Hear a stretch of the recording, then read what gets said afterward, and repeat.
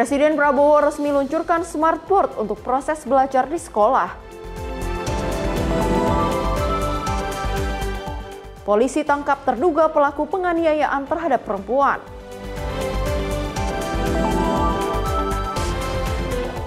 TNI AL gagalkan penyelundupan 40 ton BBM ilegal.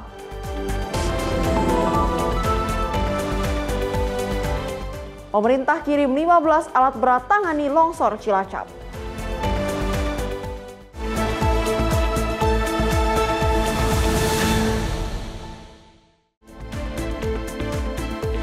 Halo, selamat pagi pemirsa Sinpo TV. Senang sekali rasanya kami dapat kembali hadir menemani Anda. Selain 4 informasi tadi, kami masih akan memberikan informasi menarik lainnya, terutama mengenai peristiwa dari Indonesia dan juga mancanegara, serta pepolitikan dan juga ekonomi. Bersama saya Priska Priscilla, inilah Menyapa Indonesia Pagi untuk Anda.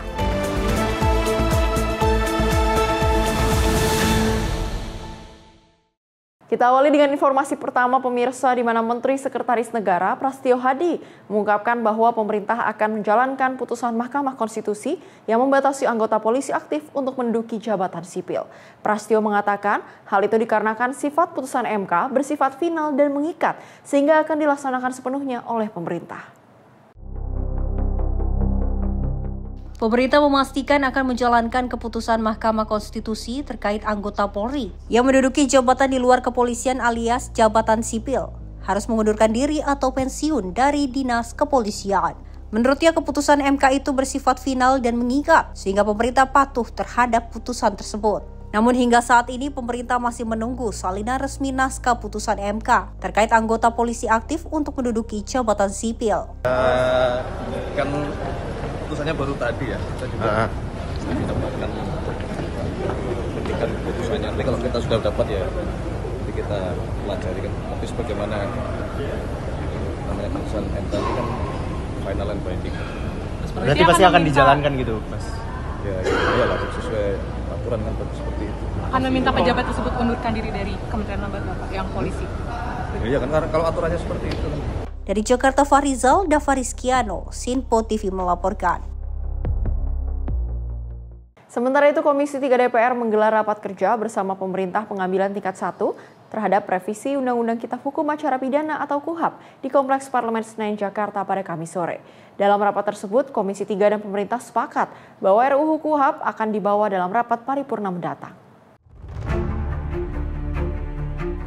Komisi 3 DPR bersama pemerintah sepakat bahwa revisi Undang-Undang Kitab Hukum Acara Pidana atau KUHAP dibawa ke dalam rapat paripurna. Kesepakatan tersebut diambil melalui rapat kerja di Kompleks Parlemen Senayan, Jakarta pada Kamis sore. Rapat ini dipimpin langsung oleh Ketua DPR Habibur Rahman, serta dihadiri Menteri Sekretaris Negara Prasetyo Hadi, Edward Omar Syarif Hiarij. Hadirin yang kami hormati, kami meminta persetujuan kepada anggota Komisi 3 dan pemerintah apakah naskah RUU tentang Kitab Undang-Undang Hukum Acara Pidana dapat dilanjutkan pada pembicaraan tingkat 2, yaitu pengambilan keputusan atas RUU tentang Kitab Undang-Undang Hukum Acara Pidana yang akan dijadwalkan pada rapat paripurna DPR RI terdekat. Setuju? Setuju? Dari Jakarta, Fahrizal Davariskiano, Sinpo TV melaporkan. Kita beralih ke informasi lain, di mana Badan Pengawas Obat dan Makanan atau BPOM mengeluarkan peringatan keras terhadap maraknya peredaran obat dan suplemen tanpa izin edar di pasaran. Produk ilegal tersebut diketahui mengandung bahan kimia berbahaya yang dapat mengancam kesehatan hingga keselamatan penggunanya. Dalam operasi gabungan bersama Polda Metro Jaya, BPOM berhasil menemukan ribuan produk obat dan suplemen tanpa izin edar di sejumlah gudang di wilayah Jakarta Barat. Berbagai produk ilegal dipasarkan secara online melalui aplikasi pesan instan seperti WhatsApp dengan sistem penjualan tersembunyi dan pemesanan langsung untuk menghindari pantauan petugas. Obat-obatan terlarang tersebut diklaim dapat menambah stamina atau meningkatkan daya tahan tubuh. Namun hasil uji laboratorium menunjukkan bahwa obat-obatan tersebut mengandung bahan kimia obat yang seharusnya tidak boleh dicampurkan dalam produk herbal atau obat bahan alami. Kepala BPOM Taruna Ikrar menyampaikan bahwa kandungan kimia berbahaya dapat menyebabkan efek samping serius seperti stroke, kebutaan, gangguan jantung, hingga kematian mendadak jika digunakan tanpa pengawasan tenaga kesehatan. Penggunaan produk ini mengandung bahan kimia obat dengan klaim menambah stamina pria, sangat berisiko. Kenapa kita lakukan penindakan? Pertama, dia menyalahi aturan. Obat bahan alam tidak boleh mengandung bahan kimia obat. Ini mengandung. Yang kedua, bahan kimia yang dia kandung bisa menyebabkan kehilangan penglihatan, bisa menyebabkan hilangnya pendengaran, bisa menyebabkan nyeri dada, bisa terjadi pembengkakan pada wajah, bisa menyebabkan stroke, serangan dan kematian secara mendadak akibat dari obat-obat ini jika tidak digunakan sesuai dosisnya. Jadi bahaya banget. Dari Jakarta, Jihan Nabila, Azizul Hakim, Simpo TV melaporkan. Sementara itu, Menteri Sosial RI Saifullah Yusuf menegaskan bahwa data adalah kunci kesejahteraan. Data yang akurat akan menjadi kunci bantuan sosial tepat sasaran dan pembangunan yang berjalan efektif. Hal ini disampaikan Mensos saat memimpin rakor peningkatan kualitas pembangunan di Jawa Barat, Bandung bersama 27 perwakilan dari kabupaten kota pada 11 November 2025. Menteri Sosial RI Saifullah Yusuf menghadiri rapat koordinasi peningkatan kualitas pembangunan Jawa Barat di Bandung pada Selasa 11 November 2025. Jawa Barat dipilih karena memiliki penduduk besar dan tantangan sosial yang tinggi, namun juga menunjukkan komitmen kuat untuk memperbaiki data. Rapat koordinasi tersebut dihadiri para Kepala Dinas Sosial, Kadiskominfo, serta Kepala Bapeda se-Jawa Barat, dilakukan untuk memperkuat sinergi dan menindaklanjuti pemuktahiran data tunggal sosial ekonomi nasional atau DTSN. Dalam kesempatan itu, Gus Ipul menegaskan bahwa data adalah kunci kesejahteraan. Data yang akurat menjadi kunci agar bantuan sosial tepat sasaran dan pembangunan berjalan efektif. Gus Ipul pun meminta Jawa Barat menggerakkan kembali Puskesos atau Pusat Kesejahteraan Sosial di desa-desa untuk menindaklanjuti keluhan warga. Kemensos bersama BPS akan terus memperkuat sistem pemuktahiran data, termasuk mendorong partisipasi masyarakat, di antaranya melalui aplikasi Cek Bansos serta Comment Center 171. Tim redaksi Simpo TV melaporkan. Menteri Pertahanan Republik Indonesia Syafri Samsudin melakukan kunjungan kerja ke Aceh untuk meninjau kesiapan Batalion Teritorial Pembangunan 857 Gana Gajah Sora. Kunjungan ini merupakan bagian dari upaya Kemhan untuk memperkuat pembinaan satuan teritorial di wilayah.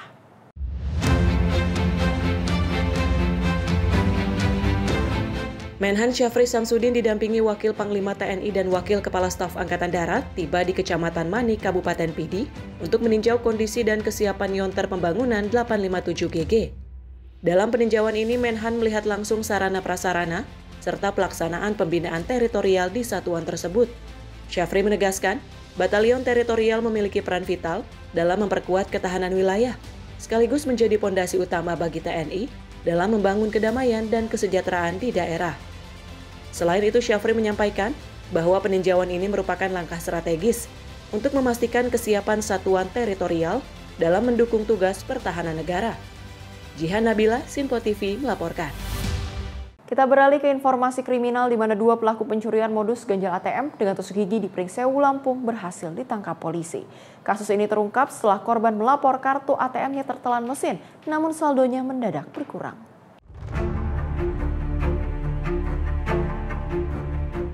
Dalam rekaman CCTV ini, terlihat korban yang kartu ATM-nya tertelan mesin ATM di sebuah minimarket di Kecamatan Pringsewu, Kabupaten Pringsewu, Lampung, dibantu pelaku yang sengaja mengantri di belakang korban. Saat itu, korban yang panik langsung meninggalkan lokasi dan membuat laporan ke bank. Korban pun mendapati terdapat transaksi penarikan tunai sebesar Rp995.000, padahal ATM-nya tersangkut. Menerima laporan, polisi langsung melakukan penyelidikan dan berhasil menangkap 2 pelaku berinisial AP dan HK. Saat itu, salah satu pelaku sempat melarikan diri ke area perkebunan dan melukai petugas. Dari hasil pemeriksaan, pelaku mengganjal mesin ATM dengan tusuk gigi.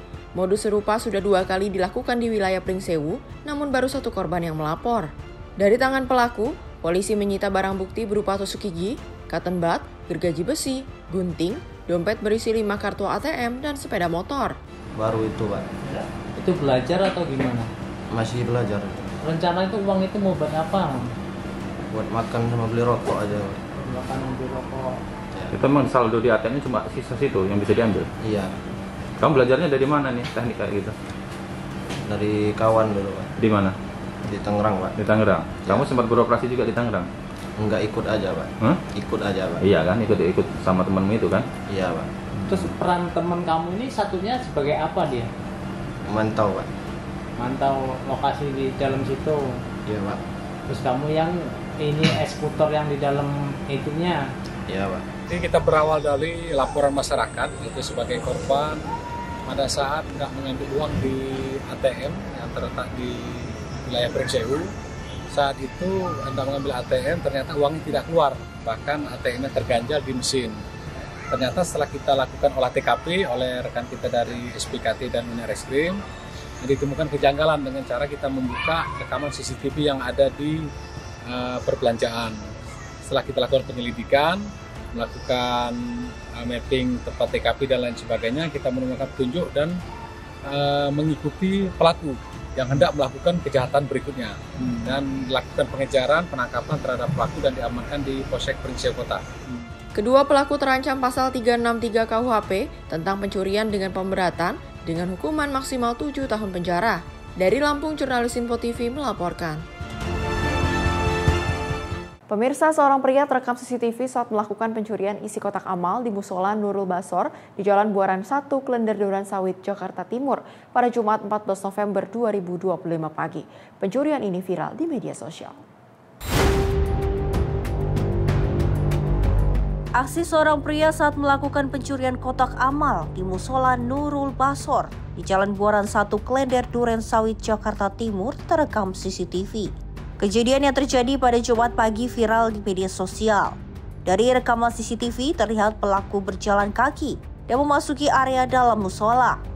Selanjutnya pelaku mendekati kotak amal dan langsung membawa dengan cara diseret ke samping mimbar dan membongkarnya.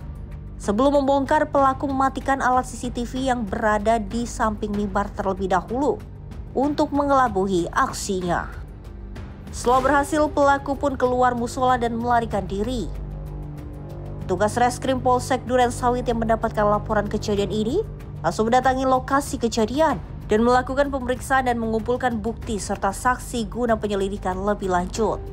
Ketua RT setempat yang ditemui di lokasi mengatakan akibat kejadian ini, pengurus musola dirugikan sekitar 8 juta hingga 10 juta rupiah. Mengingat kotak amal tersebut dibuka 1 tahun sekali. Pelaku satu orang ya. Terjadinya itu sekitar jam 7-an, tapi baru ketahuan dengan masyarakat jamaah sekitar jam 9 kurang lebihnya. Kalau untuk pelaku sendiri nggak ada yang kenalin. Kebetulan sudah di-share, CCTV itu udah di-share ke grup-grup sekampung nih, satu Buaran kita punya grup paguyuban, udah di-share semua, ternyata nggak ada yang kenalin.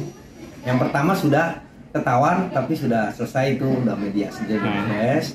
Nah, yang kedua sama yang terakhir ini belum. Untuk kerugian berapa, Pak, diperkirakan? Perkiraan antara 8 jutaan sampai 10. Prosesnya dia masuk dari pintu samping, kotak dia belagu kayak orang mau sholat, dia tarik kotak ke dalam. Sebelum dia tarik kotak ke dalam, CCTV dia matiin dulu. Dieksekusinya di dalam samping mimbar. Pihak musola sendiri telah melaporkan kejadian ini ke pihak kepolisian sektor Durensawit, Jakarta Timur. Dari Jakarta, jurnalis Info TV melaporkan.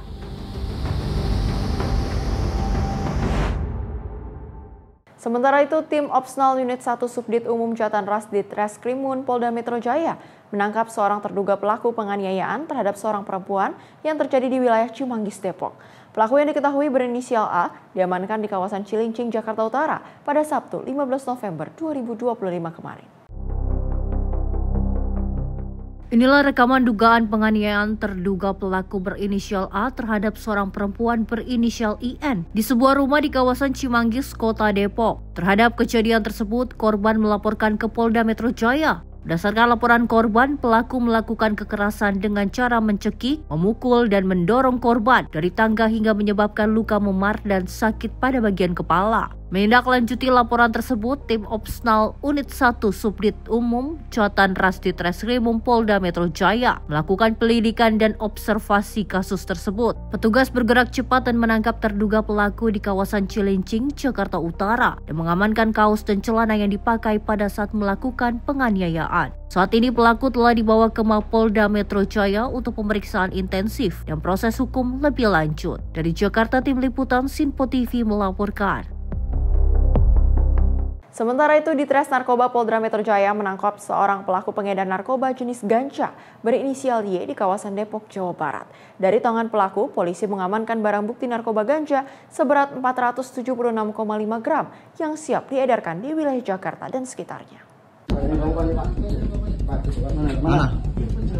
Inilah detik-detik petugas Subdit 3 di Tres Narkoba Polda Metro Jaya melakukan penggerebekan di sebuah rumah di kawasan Cipayung, Depok pada hari Minggu 16 November 2025. Setelah dilakukan interogasi, petugas menemukan barang bukti, satu butel paket ganja yang dilakban coklat di dalam rumah pelaku. Pengungkapan ini berawal dari laporan warga yang resah adanya peredaran narkoba di area permukimannya. Adanya laporan tersebut, tim Subdit 3 di Tres Narkoba Polda Metro Jaya bergerak menangkap terduga pelaku berinisial Y di lokasi. Dari tangan pelaku, polisi amankan barang bukti narkoba berupa ganja seberat 476,5 gram yang siap diedarkan di wilayah Jakarta dan sekitarnya. Kami dari Unit 4, Subdit 3, Direktorat Reserse Narkoba Polda Metro Jaya telah berhasil mengamankan satu orang pelaku dengan inisial Y dengan barang bukti sejumlah 476,5 gram narkotika jenis ganja yang diamankan di wilayah Cipayung, Depok. Dan rencananya barang bukti tersebut akan diedarkan di wilayah Jakarta dan sekitarnya. Selanjutnya pelaku dan barang bukti kami bawa ke Direktorat Reserse Narkoba Polda Metro Jaya guna penyelidikan berlanjut. Setelah penangkapan pelaku bersama seluruh barang bukti, dibawa ke Mapolda Metro Jaya guna menjalani pemeriksaan lebih lanjut. Dari Jakarta, Tim Liputan Sinpo TV melaporkan. TNI Angkatan Laut melalui Guspurla Koarmada 3 berhasil menggagalkan penyelundupan BBM ilegal dari kapal penangkap ikan. Sebanyak 40 ton bahan bakar minyak jenis solar disimpan dalam 4 palka ikan. Kapal langsung digiring ke dermaga Koladerel 9 untuk proses hukum. Kapal penangkap ikan KM Bangka Jaya 9 diamankan petugas TNI Angkatan Laut Gugus Tempur Laut atau Guspurla Koarmada 3 dari perairan utara Pulau Buru, Maluku pada Kamis 13 November 2025. Penangkapan dilakukan saat patroli rutin TNI Angkatan Laut dari Koarmada 3. Menggunakan KRI Pana 626 digelar melewati perairan Laut Maluku dari Muara Baru, Jakarta menuju Samudra Pasifik. Petugas menemukan sebanyak 40 ton solar ilegal disimpan di dalam 4 palka. Di kapal tersebut, para ABK pun tidak memiliki buku pelaut. KKM Muala Laim hingga masinis juga tidak memenuhi ketentuan safe mining sesuai pasal 135 Undang-Undang Nomor 17 Tahun 2008. Hasil pemeriksaan tersebut, maka ditemukan dugaan pelanggaran yang dilakukan oleh KM Bangka Jaya 9, yaitu sebagai berikut. Yang pertama, terdapat 4 buah palka ikan, palka ikannya ruang muat ikan yang digunakan untuk memuat bahan bakar jenis solar sejumlah kurang lebih 40 ton. Tanpa dilengkapi dengan dokumen atau manifest muatan dan dilengkapi dokumen keterangan alih fungsi dari palka tersebut. Ini merupakan dugaan tindak pidana yang melanggar Undang-Undang Nomor 22 Tahun 2021, ulangi 2001 tentang minyak dan gas, pasal 23 ayat 2, junto 53 huruf B, di mana pengangkutan sebagaimana dimaksud dalam pasal 23 tanpa izin usaha pengangkutan, maka akan dipidana dengan pidana penjara paling lama 4 tahun dan denda paling tinggi 40 miliar rupiah. Berikutnya kesalahan yang kedua dan ketiga terkait dengan undang-undang pelayaran, di mana terdapat 16 anak buah kapal tidak memiliki buku pelaut atau disicil, dan KKM Mualim masinis tidak memenuhi kriteria safe mining yang tentunya Kapin 2 total masih SKK 60 men. Selanjutnya, terhadap penemuan dugaan tindak pidana tersebut terhadap KM Bangka Jaya 9 dilaksanakan atau diberi perintah dan dikawal menuju ke pangkalan Koderal 9 Ambon. Selanjutnya kapal tersebut ditarik ke dermaga Irian Satrol Koderal 9 Ambon guna diproses hukum lebih lanjut. Tindakan pelanggaran tersebut disanksi pidana penjara 4 tahun dan denda paling banyak 40 miliar. Muatan BBM tersebut diduga akan diperdagangkan secara ilegal di tengah laut, seperti praktek yang selama ini terjadi. Dari Maluku, jurnalis Sinpo TV melaporkan. Penganiayaan 2 karyawan rumah makan Tebet. Informasi lengkapnya usai jeda. Tetaplah bersama kami di Menyapa Indonesia Pagi.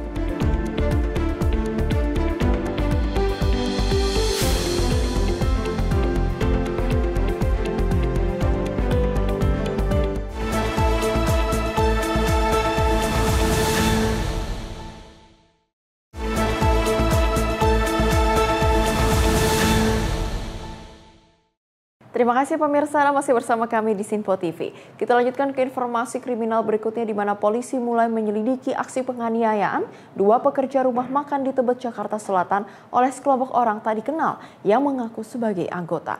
Penyelidik kepolisian mengaku telah mengantongi identitas para pelaku.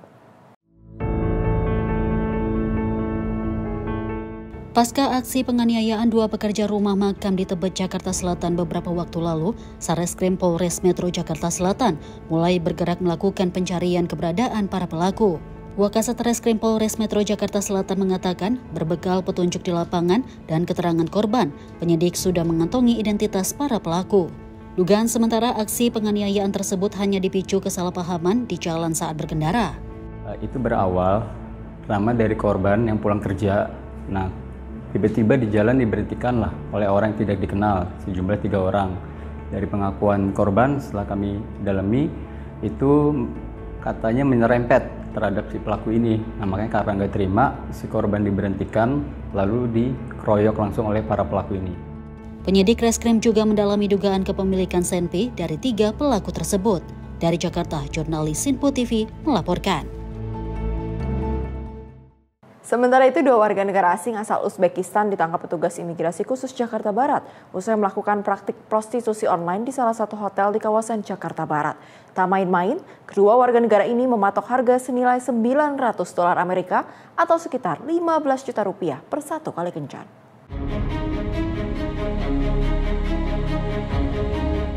KD 22 tahun dan SS 35 tahun, 2 wanita warga negara asing asal Uzbekistan harus berurusan dengan petugas imigrasi khusus Jakarta Barat. Keduanya ditangkap usai menyalahgunakan izin tinggal di Indonesia dengan melakukan praktik prostitusi online. Penangkapan kedua warga negara Uzbekistan ini berawal ketika petugas kantor imigrasi khusus Jakarta Barat ini menggelar patroli cyber seiring maraknya kasus prostitusi online oleh warga negara asing. Setelah mendapatkan target, petugas kemudian menyamar sebagai pelanggan hingga keduanya diringkus di sebuah hotel di wilayah Jakarta Barat. Dari hasil pemeriksaan, KD dan juga SS dikoordinir oleh seorang mucikari berinisial L. Keduanya sudah 4 bulan melakukan praktik ini dengan mematok tarif sebesar $900 Amerika Serikat atau sekitar 15 juta rupiah untuk sekali kencan. Mereka masuk ke Indonesia menggunakan visa kunjungan dengan tujuan berlibur. Di Indonesia, mereka dikenalkan sebuah aplikasi kencan oleh teman-temannya sesama Uzbekistan hingga akhirnya tergiur dan terjerumus ke dalam praktik prostitusi secara daring dengan motif mencari penghasilan. Bahwa SS dan KD ini juga melakukan penyalahgunaan izin tinggal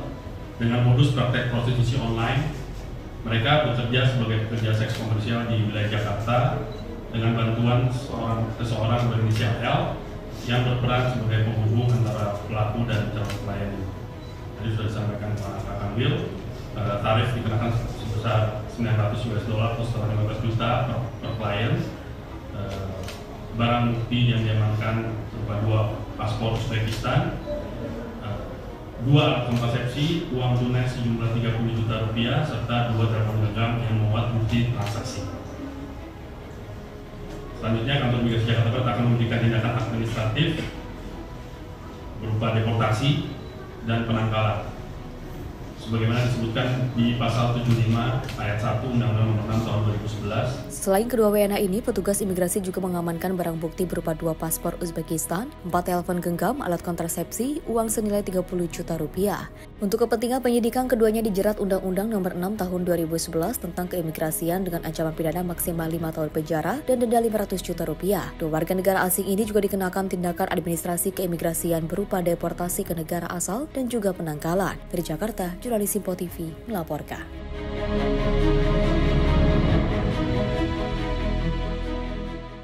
Usai menurunkan seorang penumpang, seorang pengemudi taksi online nekat mencuri 2 sepeda milik penghuni perumahan Merak Asri Residence, Kelurahan Jurang Manggu Timur, Kecamatan Pondok Aren, Tanggerang Selatan, Banten.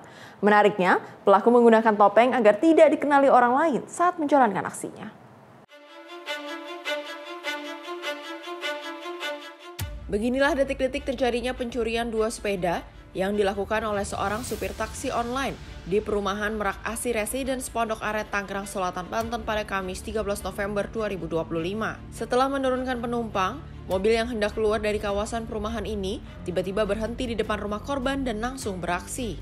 Korban menjelaskan, peristiwa pencurian baru diketahui saat pagi harinya. Korban terkejut mendapati 2 sepeda miliknya sudah tidak ada. Saat dicek CCTV, barulah diketahui seorang pengendara taksi online dengan memakai topeng mencuri sepeda miliknya. Pelaku memasukkan 2 sepeda ke dalam bagasi mobil dan dengan cepat kabur dari lokasi. Saya pulang kerja, saya mendapati daerah sini tempat yang biasa pakai sepeda itu kosong. Kemudian saya tanya ke satpam apakah ada aktivitas mencurigakan. Dan ternyata kata satpam cuma ada lalu lintas mobil pribadi.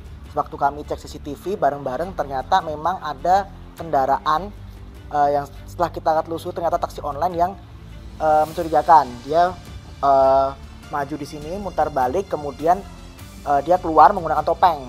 Kemudian kami share ke grup warga, ternyata memang benar ada warga yang memesan taksi online dan drop off. Nah, kemudian kita cocokkan dengan data CCTV yang sudah terekam plat nomornya dan data identitas driver ternyata sama. Sehingga kami duga memang yang bersangkutan yang mengambil. Berarti memang artinya ada warga yang memesan taksi online memiliki kesempatan untuk mencuri seperti itu? Betul, jadi dia ketika drop off dia mundur. Ya, memang seharusnya manuver mundur untuk keluar komplek, tapi ternyata dia pelan-pelan maju. Nah, kemungkinan besar mungkin cari-cari ini ya, cari-cari barang ya. Ketika dia mentok dia putar balik dan ngambil sepeda yang memang ada di sini begitu. 2 unit sepeda gunung untuk taksiran nilai kerugian sekitar 2,8 sampai 3 juta. Sudah dilaporkan ke pihak berwenang? Sudah, Jumat pagi tadi saya sudah laporkan ke Polsek Pondok Aren. Akibat peristiwa ini, korban mengaku menderita kerugian sekitar 3 juta rupiah. Korban pun sudah melaporkan peristiwa yang menimpanya ke Polsek Pondok Aren dan berharap agar pelaku bisa segera tertangkap. Dari Tanggerang, Banten, jurnalis Simpo TV melaporkan. Kini kawanan begal semakin meresahkan. Di Kabupaten Bekasi, Jawa Barat, seorang ibu guru menjadi korban pembegalan saat akan berangkat mengajar. Korban mengalami luka bacok di bagian tangan akibat berusaha mempertahankan sepeda motor miliknya. Aksi kejahatan jalanan kembali terjadi. Kali ini menimpa seorang ibu guru yang diserang kawanan begal saat melintas di Jalan Kampung Selang Jati, Desa Wanajaya, Kecamatan Cikarang Barat, Kabupaten Bekasi, Jawa Barat. Peristiwa terjadi saat korban akan berangkat mengajar di sebuah sekolah dasar di wilayah Tambun Selatan pada kondisi jalan yang sepi di pagi hari. Korban tiba-tiba dihadang 2 orang pelaku bersenjata tajam yang memaksa merebut sepeda motor miliknya. Saat berupaya mempertahankan kendaraannya, korban diserang menggunakan senjata tajam dan mengalami luka bacok di bagian kedua tangan. Menurut keterangan korban, saat ditemui pada Sabtu siang, aksi pembegalan terjadi pada Kamis 13 November 2025 pagi. Korban yang menderita luka di kedua tangan langsung dilarikan ke rumah sakit dan mendapatkan perawatan medis hingga harus mendapatkan 30 jahitan. Korban berharap petugas kepolisian dapat segera menangkap para pelaku. Lagi naik motor sendiri, tiba-tiba ada orang boncengan berdua, itu mepet saya dari kanan. Saya diberhentiin, bilangnya gini, berhenti kamu, motor kamu bermasalah gitu. Saya berhenti dong, tapi dalam pikiran saya tuh, wah ini kayaknya udah nggak enak nih. Saya mundur, tapi dipepet terus. Kalaupun saya bisa mundur, saya bisa mau ngegasin saya sama motor ke sawah gitu loh. Tapi saya dipepet terus, nah yang belakang itu turun. Jadi dia ngerebut setang yang saya pegang. Karena saya mempertahankan, ya saya bertahan dong. Karena saya pikir kan motor saya nggak bermasalah gitu. Saya pertahanin, dia narik saya. Ini saya ditarik ke belakang gitu, kenceng. Saya juga, sampai saya jatuh ke arah kanan. Di situ saya nggak tahu bahwa dia memegang sajam. Ternyata ketika dia sudah tangan saya dilepas yang kiri, terus tangan saya yang kanan juga dilepas, dia langsung ambil motor saya, ngegas tuh. Saya jatuh kan di aspal itu. Pas saya jatuh, saya ambil tote bag karena saya tarik tote bag dari motor.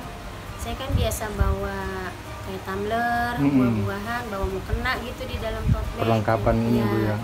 Terus saya tarik, pas saya ambil tote bag, kok ini darah ngucur terus gitu ya. Saya juga nggak berasa itu dari mana gitu. Saya ambil tote bag, di bawah tote bag itu ada pisau. Berarti ini dari pisau ini.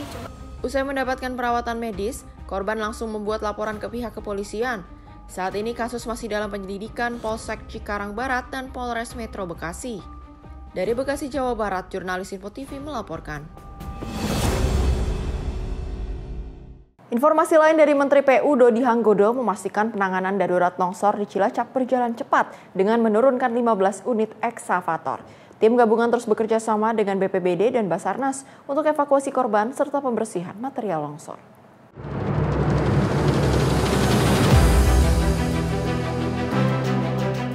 Pasca banjir dan longsor di Kabupaten Cilacap pada Kamis 13 November 2025, Kementerian Pekerjaan Umum langsung menurunkan alat berat untuk penanganan darurat. Bencana terjadi akibat hujan deras dan tanah labil di Desa Cibenying, Kecamatan Majenang, yang menimbun rumah warga dan menimbulkan korban jiwa. Menteri PU Dodi Hanggodo menegaskan bahwa komitmen Kementerian untuk membantu seluruh daerah terdampak bencana. Sebagai bentuk respon cepat, 15 unit ekskavator dari berbagai balai teknis termasuk BBWS dan juga BBPJN dikerahkan bersama personil untuk evakuasi, pencarian korban, dan pembersihan material longsor dengan koordinasi BPBD, Basarnas, dan juga Forkopimda Cilacap. Untuk tanggap darurat bencana yang di Cilacap, tadi pagi saya sudah koordinasi dengan para kepala balai, baik balai-balai wilayah sungai maupun balai jalan, baik yang di wilayah yang berdekatan itu ada 2 yang wilayah sungai, 1 di Selayu Opak dan 1 di Citandui.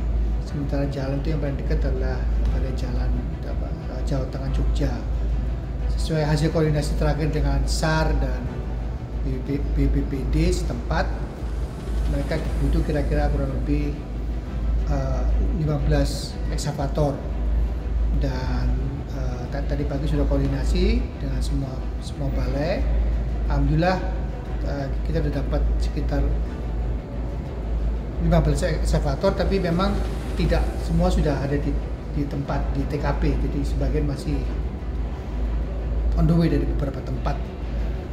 Dan tadi ada tim yang standby di TKP dan masih ada longsor karena beberapa saat.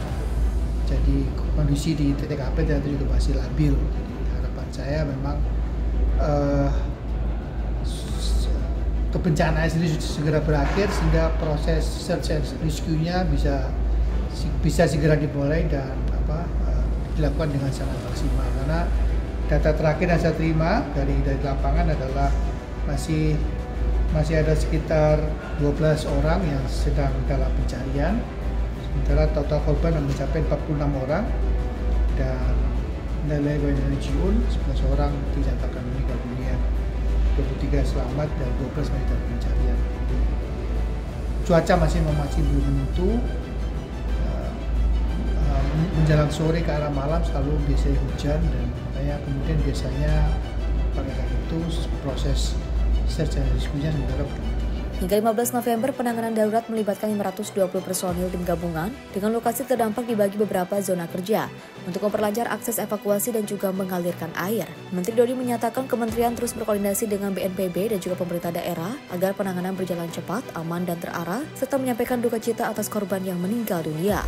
Nanti akan koordinasi dengan Pak Gubernur Jateng supaya dilakukan modifikasi cuaca juga dengan BNPB agar proses search and rescue-nya bisa jauh lebih efektif dan efisien. Gitu sih. Pokoknya kita akan support penuh, tidak hanya bicara masalah ekskavatornya sendiri, ANSI, tapi juga saya titip pesan, jangan lupa solarnya, jangan lupa Indominya, kalau misalnya ada take kopi dan seterusnya juga tolong di provide, karena yang kerja kan juga butuh makan, yang kerja juga butuh minum dan seterusnya. Ya. Tim redaksi Simpo TV melaporkan. Tak hanya itu saja, namun Kementerian Pekerjaan Umum juga telah mengerahkan 15 alat bantu untuk proses penanganan bencana di Cilacap, Jawa Tengah. Adapun Kementerian PU akan terus berkoordinasi dengan pihak terkait guna memantau langsung proses evakuasi.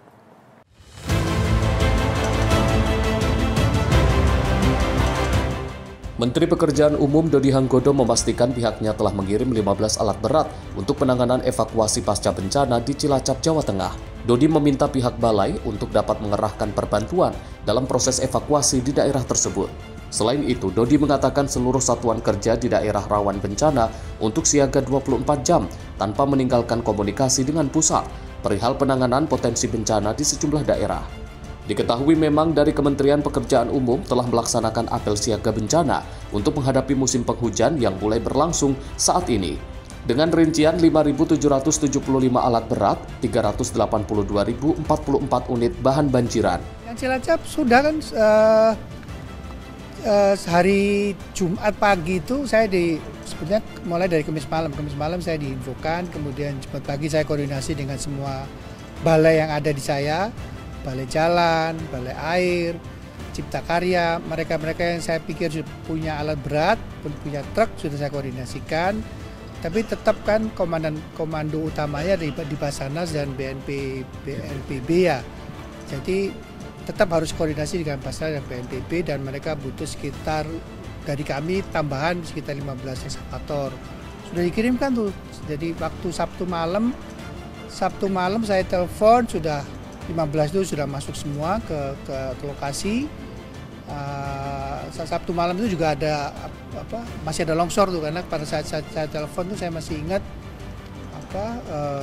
semua orang sedang berlari yang saya tembakan. Bahkan hari-hari ini kepala balai dan satker khususnya di daerah super rawan bencana seperti Jawa Tengah, Jawa Barat, Jawa Timur, Jambi dan beberapa tempat lainnya itu saya minta tidak meninggalkan lokasi tanpa izin dari saya. Dari Jakarta, Max Azizul Hakim, Simpo TV melaporkan. Sementara itu, Komisi Percepatan Reformasi Polri menggelar audiensi bersama Gerakan Nurani Bangsa di kampus TIK Jakarta Selatan. Pertemuan ini menjadi momen penting dalam menjaring aspirasi publik untuk mempercepat pembaruan di tubuh kepolisian. Sebelumnya, Komisi Percepatan Reformasi Polri menggelar audiensi bersama Gerakan Nurani Bangsa di kampus STIK PTIK Jakarta Selatan. Pertemuan ini menjadi momen penting dalam menjaring aspirasi publik untuk mempercepat pembaruan di tubuh kepolisian. Merespon pertemuan, Kapolri Jenderal Polisi Listio Sigit Prabowo menyampaikan apresiasi atas semangat kolaboratif antara Gerakan Nurani Bangsa dan tim reformasi kepolisian dalam upaya memperkuat institusi Polri. Selain itu, Kapolri juga menegaskan pentingnya sinergi antara masyarakat dan Polri untuk memastikan reformasi berjalan sesuai amanat undang-undang dan juga harapan publik. Kami sangat gembira bahwa baik dari Gerakan Nurani Bangsa ataupun dari tim reformasi kepolisian sendiri bersama-sama memiliki semangat untuk menjaga institusi Polri agar betul-betul bisa melaksanakan amanat dari undang-undang, amanat terhadap institusi Polri untuk betul-betul sesuai dengan apa yang menjadi harapan masyarakat. Tentunya kami terus membuka diri untuk menerima masukan, menerima kritik, menerima perbaikan, dan ini menjadi semangat bersama kami untuk terus melakukan reform. Di satu sisi tentunya secara internal kami terus juga melakukan evaluasi, namun tentunya perbaikan dari seluruh masyarakat selaku pemilik institusi tentunya juga menjadi hal yang terus kami harapkan sehingga institusi ini betul-betul bisa menjadi institusi yang baik, institusi yang bisa melindungi, mengayomi, melayani masyarakat, dan menjadi institusi yang betul-betul bisa menjadi sahabat masyarakat dan dicintai masyarakat. Tim redaksi Sinpo TV melaporkan. Komisi 3 DPR berencana akan membentuk panitia kerja atau Panja Reformasi Polri, Kejaksaan, dan Pengadilan dalam waktu dekat.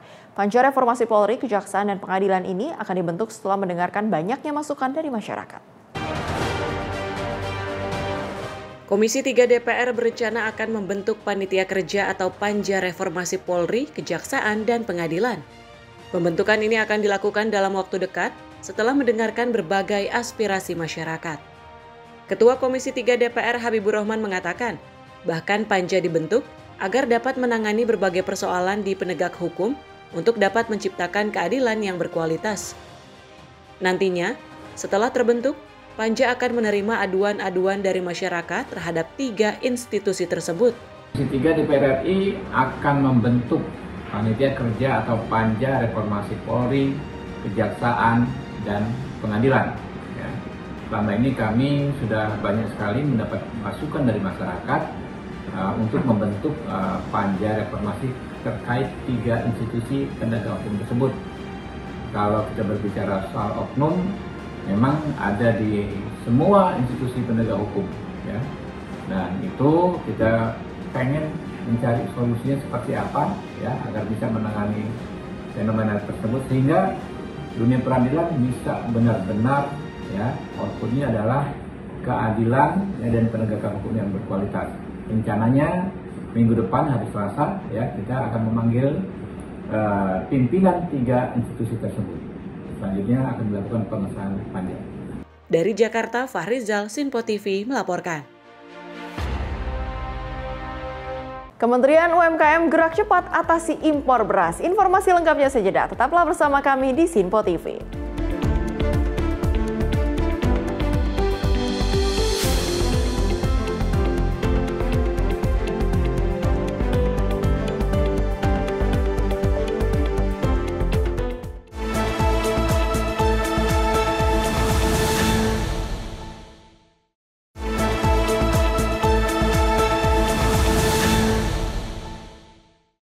Terima kasih pemirsa, Anda masih bersama kami di Menyapa Indonesia Pagi.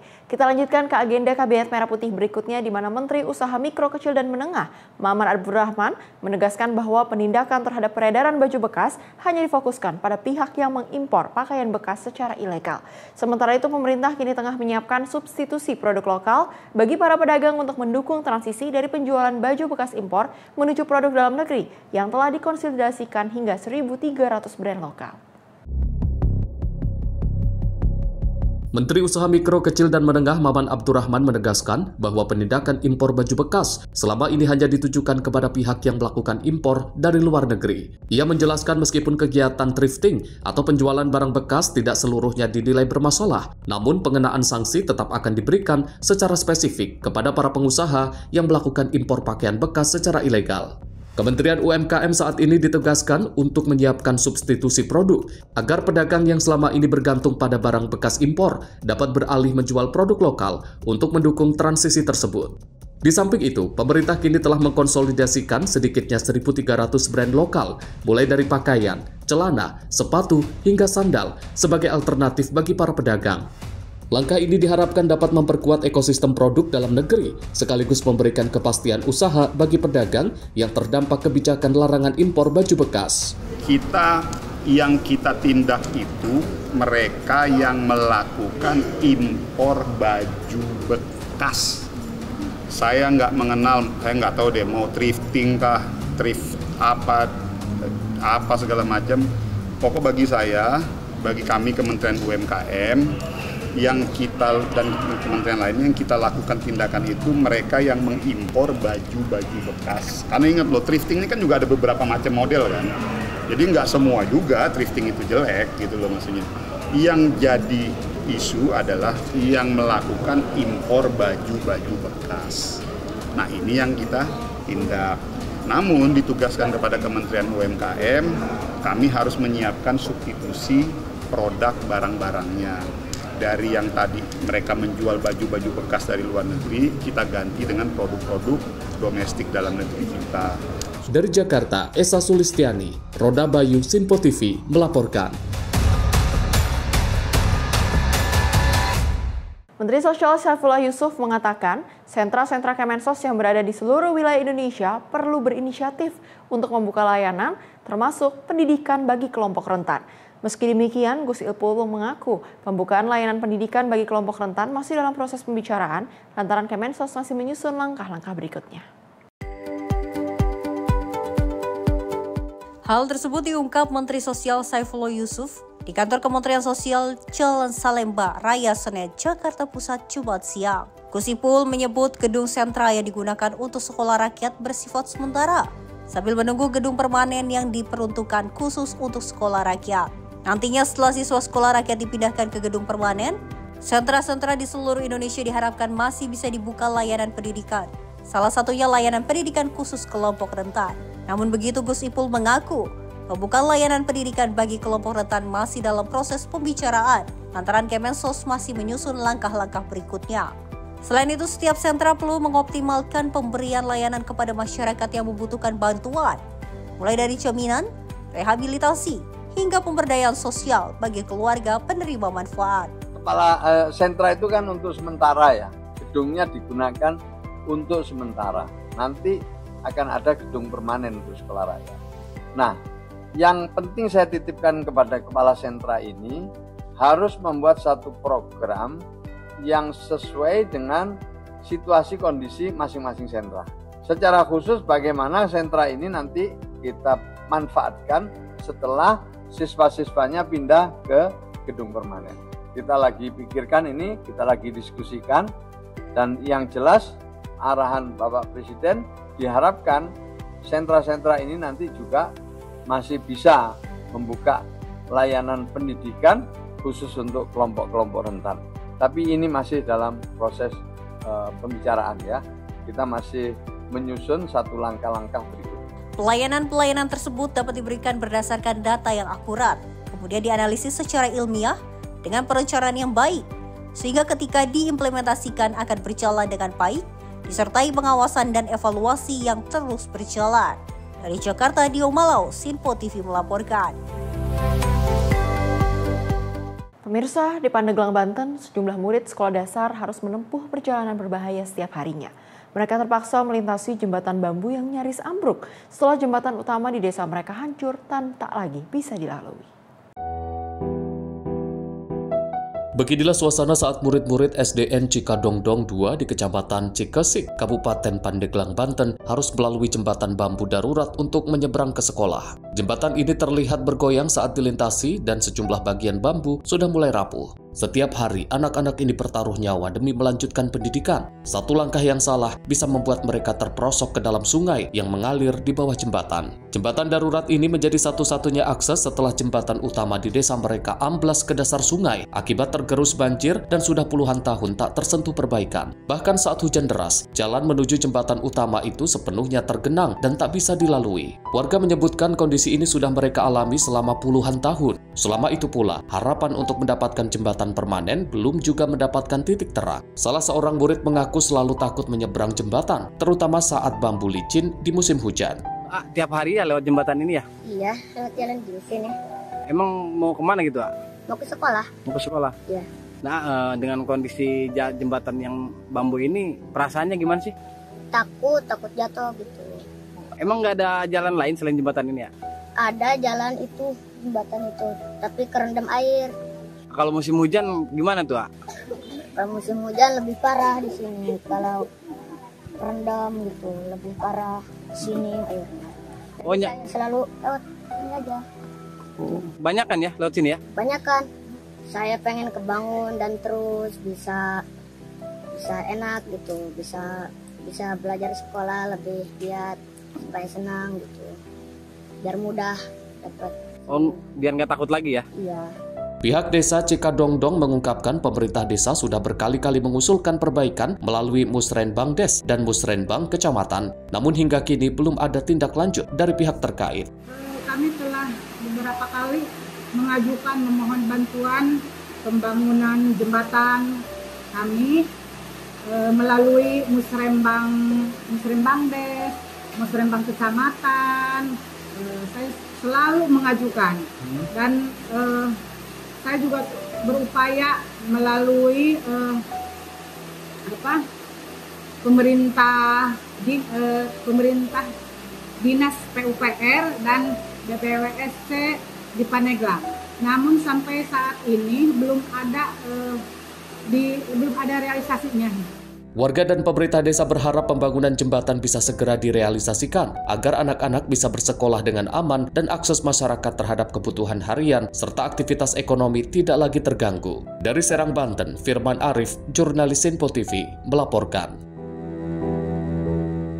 Wakil Menteri Komunikasi dan Digital Nizar Patria menyampaikan Indonesia kini menghadirkan internet terjangkau tanpa serat optik. Langkah ini bertujuan untuk mempercepat pemerataan konektivitas bagi masyarakat. Wakil Menteri Komunikasi dan Digital Nizar Patria menyaksikan penandatanganan kontrak komersial antara Surge, Orexai Jepang, dan distributor lokal di Jakarta Pusat pada 12 November 2025. Nizar menegaskan pemerintah berkomitmen memperluas konektivitas digital yang inklusif dan terjangkau melalui pemanfaatan teknologi Fixed Wireless Access 5G di frekuensi 1,4 GHz yang memungkinkan internet cepat tanpa menunggu pembangunan serat optik. Pemerintah menilai langkah ini selaras dengan strategi nasional mempersempit kesenjangan digital. Saat ini, penetrasi internet pita lebar tetap masih rendah dan kecepatan unduh Indonesia menempati posisi ke-9 dari 10 negara ASEAN, sementara biaya layanan internet tetap masih tergolong tinggi. It is a great honor to stand before you today at this significant commercial contract signing ceremony. This event is not merely a formality, it is a powerful declaration of shared vision, commitment, and action toward a digitally empowered Indonesia. Today, we move from conversation to concrete action. This signing ceremony is a direct, tangible outcome of the Memorandum of Understanding we established in the digital and communication realms. It is proof that our commitment to fostering a robust digital ecosystem is not confined to paper, but is being realized through strategic, market-driven partnerships. This is the kind of execution-focused collaboration that our nation needs. Ladies and gentlemen, we are looking forward to collaborating closely with Orexai, Surge, and the local distributor, and indeed with all ecosystem partners to ensure the successful and impactful execution of this project. Today, we signed the contract, but more importantly, we signed a pact for progress. We are laying the foundation for more connected, more equitable, and more prosperous Indonesia. Let us now turn this shared vision into a shared reality. Arigatou gozaimasu. Melalui kerjasama strategis ini, pemerintah memberikan dukungan penuh, termasuk penyediaan frekuensi 1,4 GHz untuk mendorong teknologi nirkabel berkecepatan tinggi. Proyek Indonesia-Jepang ini diharapkan memberikan manfaat langsung bagi masyarakat, terutama UMKM, pendidikan jarak jauh, dan layanan teledimensi. Tim redaksi Sinpo TV melaporkan. Hidangan makan bergizi gratis atau MBG menjadi motivasi utama untuk para siswa hadir dan belajar di sekolah. Fakta mengharukan itu terungkap dari kesaksian sejumlah guru sekolah dasar di Kota Tambolaka, Sumba Barat Daya, Nusa Tenggara Timur.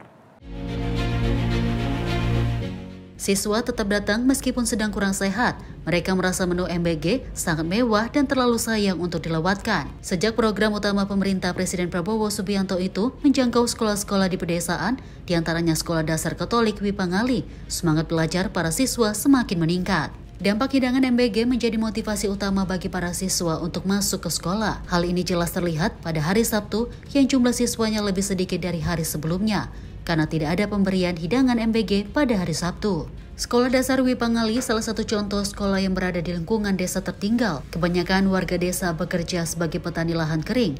Kehidupan mereka rata-rata berada di bawah garis kemiskinan, sehingga sering kesulitan memberikan asupan makanan bergizi untuk anak-anak. Dalam catatan statistik tahun 2024 lalu, di desa Wipangali terdapat 55 balita dengan berat badan kurang. dan 37 anak berbadan pendek atau stunting, serta 37 anak kekurangan gizi. Ada beberapa anak yang kekurangan gizi dan berat badan serta stunting di sekolah ini. Di antaranya Deodatus Fregibulu, siswa kelas 1 berusia 7 tahun, namun badannya tampak terlalu pendek, bahkan terlalu kecil untuk menggunakan meja belajar seperti teman-temannya. Sementara siswa di beberapa kelas lainnya tampak kurus karena kekurangan gizi, serta tidak berseragam lantaran tidak memiliki biaya untuk membeli seragam sekolah. Dari Sumba Barat Daya, Nusa Tenggara Timur, Tim Liputan Sinpo TV melaporkan. Wakil Menteri Komunikasi dan Digital Nezar Patria juga menekankan bahwa AI bukan ancaman, melainkan peluang bagi manusia untuk berinovasi melalui kolaborasi cerdas dengan mesin. Pemerintah tengah menyiapkan kebijakan AI agar Indonesia tidak hanya menjadi pengguna, tetapi juga pengembang teknologi digital. Dalam forum Digital Talent War di Universitas Katolik Sugija Pranata Semarang pada 13 November, Wakil Menteri Komunikasi dan Digital Nezar Patria menekankan bahwa kemajuan AI bukan ancaman bagi tenaga kerja, melainkan peluang untuk memperluas kapasitas manusia dalam berinovasi. Menurutnya, kolaborasi cerdas antara manusia dan mesin menjadi kunci untuk menciptakan nilai dari perkembangan teknologi tersebut.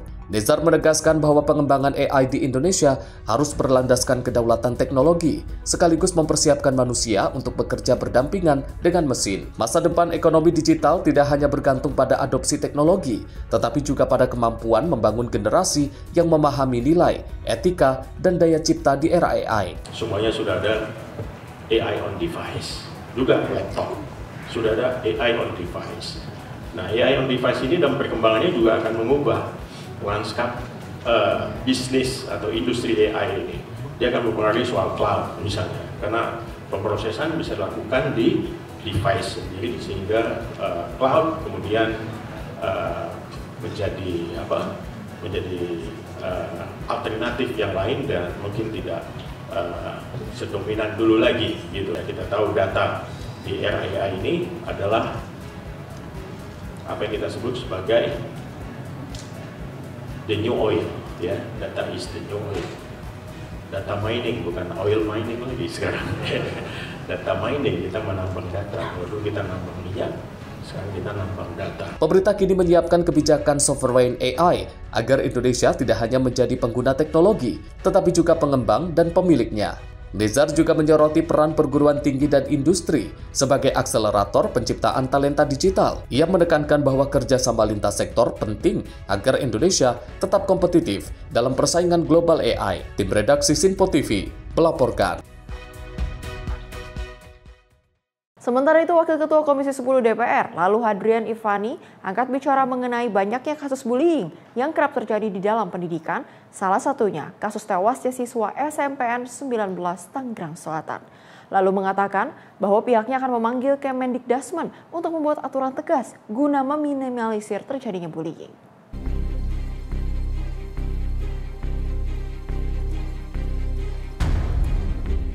Wakil Ketua Komisi 10 DPR RI lalu Hadrian Irvani menyoroti beberapa kasus yang terjadi belakangan ini.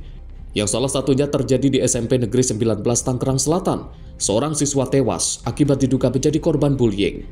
Lalu menilai kondisi bullying telah menjadi darurat dan memprihatinkan, khususnya dalam dunia pendidikan.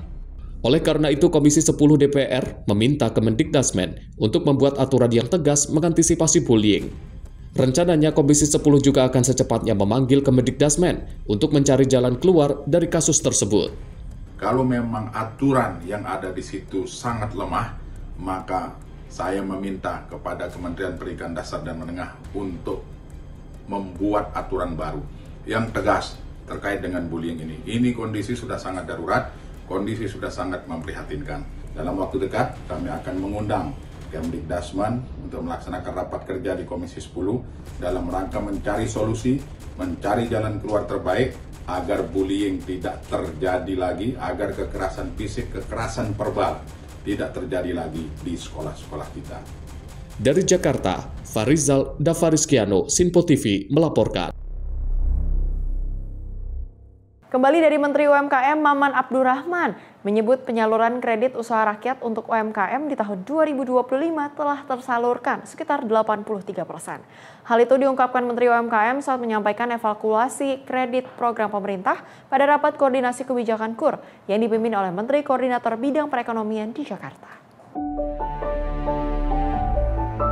Pemerintah dalam hal ini Kementerian Koordinator Bidang Perekonomian melakukan rapat koordinasi Komite Kebijakan Kredit Usaha Rakyat bersama sejumlah kementerian terkait untuk membahas evaluasi serta arah kebijakan kredit program pemerintah. Salah satunya Menteri UMKM Maman Abdurrahman yang menyampaikan bahwa evaluasi penyaluran distribusi di sektor UMKM pada tahun 2025 hingga kini sudah mencapai 83% atau sebesar 238 triliun rupiah dari target yang sudah ditentukan pemerintah yakni sebesar 286 triliun rupiah.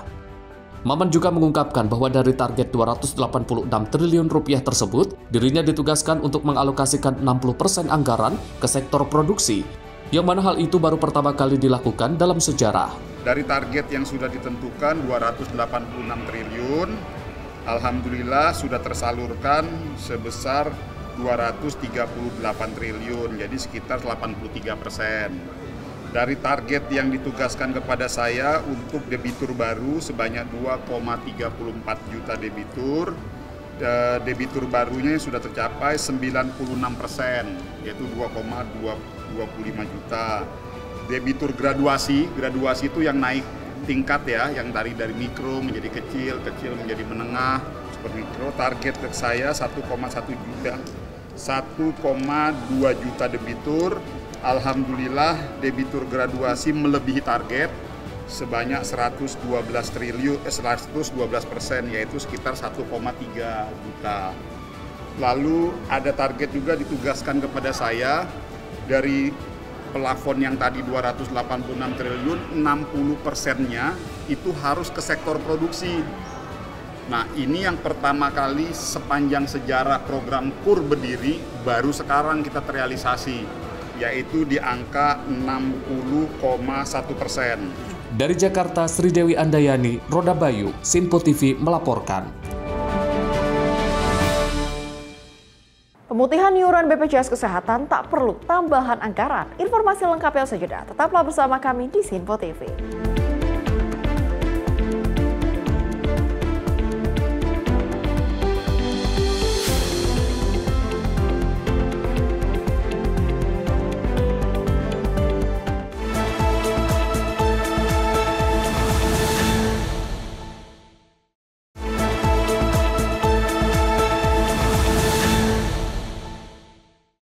Terima kasih pemirsa, Anda masih bersama kami di Menyapa Indonesia Pagi. Kita lanjutkan ke informasi berikutnya di mana Direktur Utama BPJS Kesehatan, Ali Gufron Mukti mengungkapkan program pemutihan iuran bagi peserta yang tidak mampu masih dalam proses pembahasan di tingkat pemerintah. Dirinya mengatakan untuk melaksanakan kebijakan pemerintah tersebut tidak lagi membutuhkan anggaran tambahan.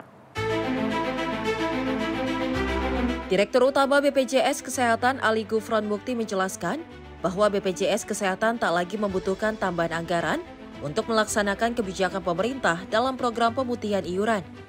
Ali menyebut hal itu dikarenakan hanya sebatas menyelesaikan tunggakan iuran peserta yang tidak mampu, hingga harus masuk kategori penerima bantuan iuran alias PBI. Kendati demikian, dirinya menekankan konsep pemutihan nantinya ada kemungkinan tidak sepenuhnya menghilangkan seluruh tunggakannya, melainkan seperti memangkas tunggakan 10 tahun menjadi 2 tahun. Tapi yang 20 triliun itu bukan untuk pemutihan? Bukan. Karena sebelum itu sudah. Jadi 20 triliun itu untuk sustenabilitas program JKN. Gitu. Jadi kalau untuk pemutihan? Untuk pemutihan yang dibutuhkan siapa ini nanti kita tunggu perpresnya. Yang inisiasi itu adalah Kemenko PM, Pemberdayaan Masyarakat, ya nanti kita tunggu. Tapi intinya itu bukan untuk sustenabilitas gitu. Itu adalah bagaimana kehadiran negara dan untuk orang miskin dan sekali ya tidak disalahgunakan. Wah nanti kalau gitu saya nunggak saja suatu ketika nanti dibutuhkan, tidak seperti itu ya. Tapi sudah ada hitungan anggarannya Pak untuk ada, urusan itu tidak perlu tambahan karena itu memang orang tidak mampu gitu. Yang sudah bertahun-tahun biasanya kalau utang 10 tahun ya tunggak 10 tahun kita anggap 2 tahun. Nah, ini bicara tentang 2 tahun itu untuk orang yang tidak mampu, tapi persisnya nanti Menko PM dan tentu dari Presiden ya, kita tunggu ya kebijakannya seperti apa. Kisarannya berapa Pak anggaran pemutihan? Loh, anggarannya mana? Anggaran untuk pemutihan khusus untuk nggak ada dan tidak perlu. Dari Jakarta, Farizal Davarishiano, Simpo TV melaporkan. Sementara itu, Menteri Kesehatan Budi Gunadi Sadikin menginginkan sistem rujukan pasien BPJS Kesehatan diperbaiki. Hal ini disampaikan Menkes saat rapat dalam kerja bersama dengan Komisi 9 DPR. Menteri Kesehatan RI Budi Gunadi Sadikin menginginkan sistem rujukan pasien BPJS Kesehatan diperbaiki. Menurutnya, sistem rujukan harus lebih cepat agar pasien langsung tertangani. Hal ini disampaikan Menkes saat dalam rapat kerja bersama Komisi 9 DPR. Ketua Dewas BPJS Kesehatan, Ketua DJSN, hingga Dirut BPJS Kesehatan di Gedung DPR RI Senayan, Jakarta pada Kamis 13 November 2025. Awalnya Menkes mencontohkan seorang pasien BPJS Kesehatan terkena serangan jantung. Ia mengatakan sistem rujukan membuat pasien harus dirujuk ke rumah sakit tipe C terlebih dahulu. Menkes mengungkapkan sistem rujukan bertingkat malah membahayakan nyawa. Yang nomor 2 kita lakukan, kita akan berubah rujukannya berbasis kompetensi supaya menghemat BPJS juga. Sekarang kalau orang misalnya sakit kena serangan jantung harus dibedah jantung terbuka, dia dari puskesmas masuk dulu ke sakit tipe C. Tipe C rujuk lagi tipe B, karena nanti itu tipe B tujuannya tipe A. Padahal yang bisa lakukannya udah jelas tipe A. Tipe C, tipe B nggak mungkin bisa tangani. Harusnya dengan demikian, BPJS nggak usah keluar uang 3 kali. Dia keluarnya sekali aja, tok langsung dinaikin ke yang paling atas. Dari BPJS itu biaya yang lebih murah, dari masyarakat juga lebih senang dia. Nggak usah dia rujuknya 3 kali lipat, guru wafat nanti dia kan. Lebih baik dia langsung aja dikasih ke tempat di mana dia bisa dilayani sesuai dengan anamnesa awalnya. Menkes meyakini masyarakat akan lebih senang apabila sistem rujukan tidak lagi berjenjang, sebab biaya layanan kesehatan akan lebih murah dan mempercepat perawatan bagi pasien. Tim redaksi Simpo TV melaporkan. Menteri Sosial Saifullah Yusuf mengatakan, sentra-sentra Kemensos yang berada di seluruh wilayah Indonesia perlu berinisiatif membuka layanan, termasuk layanan pendidikan bagi kelompok rentan. Meski demikian, Gus Ipul mengaku pembukaan layanan pendidikan bagi kelompok rentan masih dalam proses pembicaraan, lantaran Kemensos masih menyusun langkah-langkah berikutnya. Hal tersebut diungkap Menteri Sosial Saifullah Yusuf di kantor Kementerian Sosial Jalan Salemba Raya Senen, Jakarta Pusat, Jumat siang. Gus Ipul menyebut gedung sentra yang digunakan untuk sekolah rakyat bersifat sementara, sambil menunggu gedung permanen yang diperuntukkan khusus untuk sekolah rakyat. Nantinya setelah siswa sekolah rakyat dipindahkan ke gedung permanen, sentra-sentra di seluruh Indonesia diharapkan masih bisa dibuka layanan pendidikan. Salah satunya layanan pendidikan khusus kelompok rentan. Namun begitu, Gus Ipul mengaku pembukaan layanan pendidikan bagi kelompok rentan masih dalam proses pembicaraan, lantaran Kemensos masih menyusun langkah-langkah berikutnya. Selain itu, setiap sentra perlu mengoptimalkan pemberian layanan kepada masyarakat yang membutuhkan bantuan, mulai dari jaminan, rehabilitasi, hingga pemberdayaan sosial bagi keluarga penerima manfaat. Kepala sentra itu kan untuk sementara ya, gedungnya digunakan untuk sementara. Nanti akan ada gedung permanen untuk sekolah rakyat. Nah, yang penting saya titipkan kepada kepala sentra ini harus membuat satu program yang sesuai dengan situasi kondisi masing-masing sentra. Secara khusus bagaimana sentra ini nanti kita manfaatkan setelah siswa-siswanya pindah ke gedung permanen. Kita lagi pikirkan ini, kita lagi diskusikan, dan yang jelas arahan Bapak Presiden diharapkan sentra-sentra ini nanti juga masih bisa membuka layanan pendidikan khusus untuk kelompok-kelompok rentan. Tapi ini masih dalam proses pembicaraan ya. Kita masih menyusun satu langkah-langkah berikut. Pelayanan-pelayanan tersebut dapat diberikan berdasarkan data yang akurat, kemudian dianalisis secara ilmiah dengan perencanaan yang baik, sehingga ketika diimplementasikan akan berjalan dengan baik, disertai pengawasan dan evaluasi yang terus berjalan. Dari Jakarta, Dio Malau, Simpo TV melaporkan. Badan Pengawas Obat dan Makanan atau BPOM mengeluarkan peringatan keras terhadap maraknya peredaran obat dan suplemen tanpa izin edar di pasaran. Produk ilegal tersebut diketahui mengandung bahan kimia berbahaya yang dapat mengancam kesehatan hingga keselamatan penggunanya. Dalam operasi gabungan bersama Polda Metro Jaya, BPOM berhasil menemukan ribuan produk obat dan suplemen tanpa izin edar di sejumlah gudang di wilayah Jakarta Barat.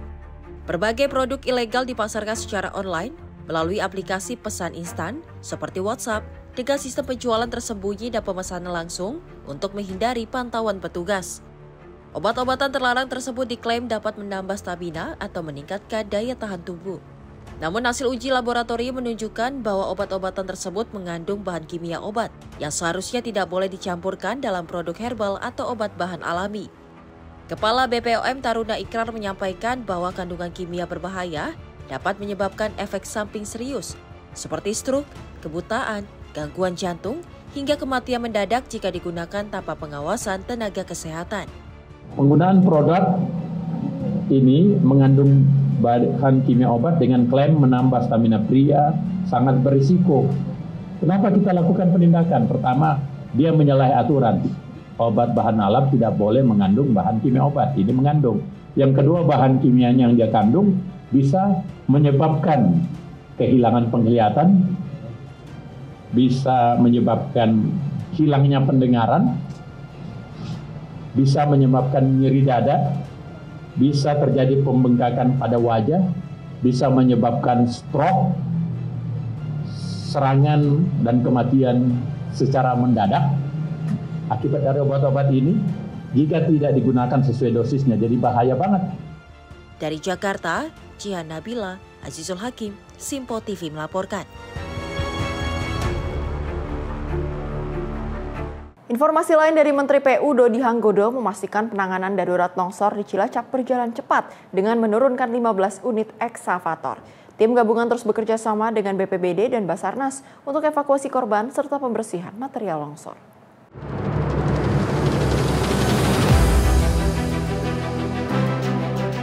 Pasca banjir dan longsor di Kabupaten Cilacap pada Kamis 13 November 2025, Kementerian Pekerjaan Umum langsung menurunkan alat berat untuk penanganan darurat. Bencana terjadi akibat hujan deras dan tanah labil di Desa Cibenying, Kecamatan Majenang, yang menimbun rumah warga dan menimbulkan korban jiwa. Menteri PU Dodi Hanggodo menegaskan bahwa komitmen kementerian untuk membantu seluruh daerah terdampak bencana. Sebagai bentuk respon cepat, 15 unit ekskavator dari berbagai balai teknis termasuk BBWS dan juga BBPJN dikerahkan bersama personil untuk evakuasi, pencarian korban, dan pembersihan material longsor dengan koordinasi BPBD, Basarnas, dan juga Forkopimda Cilacap. Untuk tanggap darurat bencana yang di Cilacap, tadi pagi saya sudah koordinasi dengan para kepala balai, baik balai-balai wilayah sungai maupun balai jalan, baik yang di wilayah yang berdekatan itu ada dua yang wilayah sungai, satu di Selayu Opak dan satu di Citandui.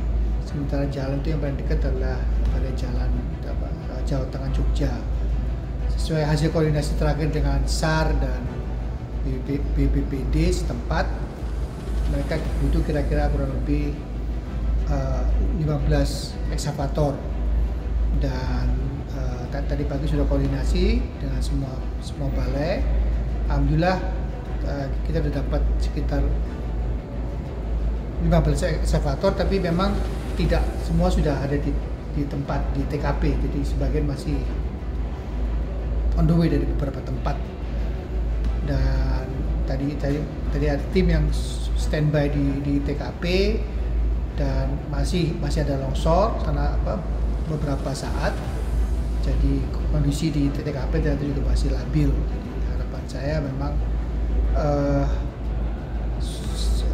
kebencanaan sendiri segera berakhir sehingga proses search and rescue-nya bisa segera dimulai dan dilakukan dengan sangat maksimal. Karena data terakhir yang saya terima dari lapangan adalah masih ada sekitar 12 orang yang sedang dalam pencarian. Sementara total korban mencapai 46 orang dan nilai Jiun 11 orang dinyatakan meninggal dunia. 23 selamat dan 12 masih dalam pencarian. Cuaca masih belum menentu. menjelang sore ke arah malam selalu biasanya hujan, dan makanya kemudian biasanya pada saat itu proses search and rescue-nya sementara berhenti. Hingga 15 November, penanganan darurat melibatkan 520 personil tim gabungan dengan lokasi terdampak dibagi beberapa zona kerja untuk memperlancar akses evakuasi dan juga mengalirkan air. Menteri Dodi menyatakan kementerian terus berkoordinasi dengan BNPB dan juga pemerintah daerah agar penanganan berjalan cepat, aman, dan terarah, serta menyampaikan duka cita atas korban yang meninggal dunia. Nanti akan koordinasi dengan Pak Gubernur Jateng supaya dilakukan modifikasi cuaca juga dengan BNPB agar proses search and rescue-nya bisa jauh lebih efektif dan efisien. Gitu sih. Pokoknya kita akan support penuh, tidak hanya bicara masalah eksavatornya sendiri, ANSI, tapi juga saya titip pesan, jangan lupa solarnya, jangan lupa Indominya, kalau misalnya ada teh kopi dan seterusnya juga tolong di-provide, karena yang kerja kan juga butuh makan, yang kerja juga butuh minum dan seterusnya. Itu ya. Tim redaksi Simpo TV melaporkan. Tak hanya itu saja, namun Kementerian Pekerjaan Umum juga telah mengerahkan 15 alat bantu untuk proses penanganan bencana di Cilacap, Jawa Tengah. Adapun Kementerian PU akan terus berkoordinasi dengan pihak terkait guna memantau langsung proses evakuasi.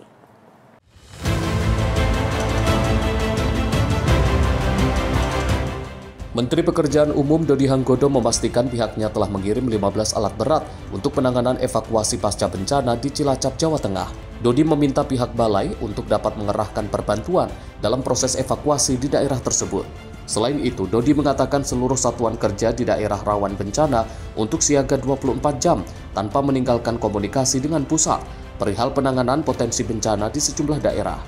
Diketahui memang dari Kementerian Pekerjaan Umum telah melaksanakan apel siaga bencana untuk menghadapi musim penghujan yang mulai berlangsung saat ini. Dengan rincian 5.775 alat berat, 382.044 unit bahan banjiran. Yang Cilacap sudah kan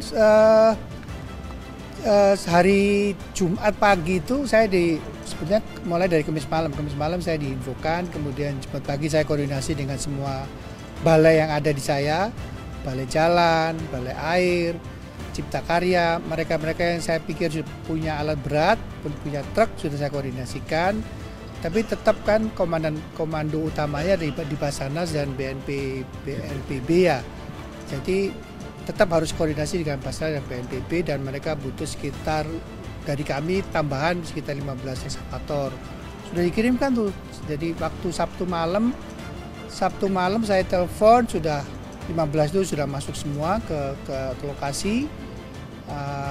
Sabtu malam itu juga ada masih ada longsor tuh, karena pada saat saya telepon tuh saya masih ingat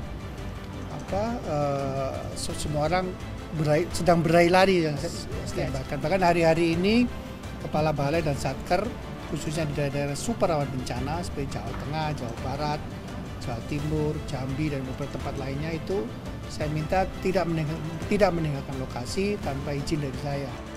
Dari Jakarta, Max Azizul Hakim, Simpo TV melaporkan. Kembali dari Menteri Sosial Saifullah Yusuf menegaskan bahwa data adalah kunci kesejahteraan. Karena data yang akurat menjadi kunci agar bantuan sosial tepat sasaran dan pembangunan berjalan efektif. Hal ini disampaikan saat memimpin rakor peningkatan kualitas pembangunan Jawa Barat di Bandung bersama dengan perwakilan 27 kabupaten kota pada 11 November 2025. Menteri Sosial RI Saifullah Yusuf menghadiri rapat koordinasi peningkatan kualitas pembangunan Jawa Barat di Bandung pada Selasa 11 November 2025. Jawa Barat dipilih karena memiliki penduduk besar dan tantangan sosial yang tinggi, namun juga menunjukkan komitmen kuat untuk memperbaiki data. Rapat koordinasi tersebut dihadiri para Kepala Dinas Sosial, Kadiskominfo, serta Kepala Bapeda se-Jawa Barat, dilakukan untuk memperkuat sinergi dan menindaklanjuti pemuktahiran data tunggal sosial ekonomi nasional atau DTSN. Dalam kesempatan itu, Gus Ipul menegaskan bahwa data adalah kunci kesejahteraan. Data yang akurat menjadi kunci agar bantuan sosial tepat sasaran dan pembangunan berjalan efektif. Gus Ipul pun meminta Jawa Barat menggerakkan kembali Puskesos atau Pusat Kesejahteraan Sosial di desa-desa untuk menindaklanjuti keluhan warga.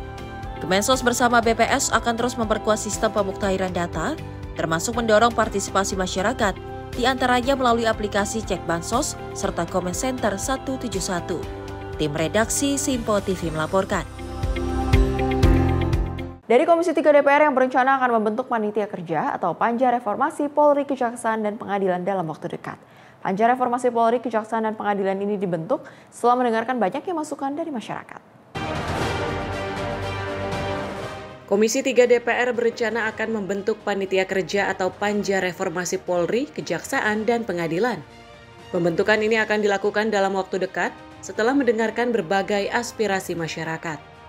Ketua Komisi 3 DPR Habibur Rahman mengatakan, bahkan Panja dibentuk agar dapat menangani berbagai persoalan di penegak hukum untuk dapat menciptakan keadilan yang berkualitas.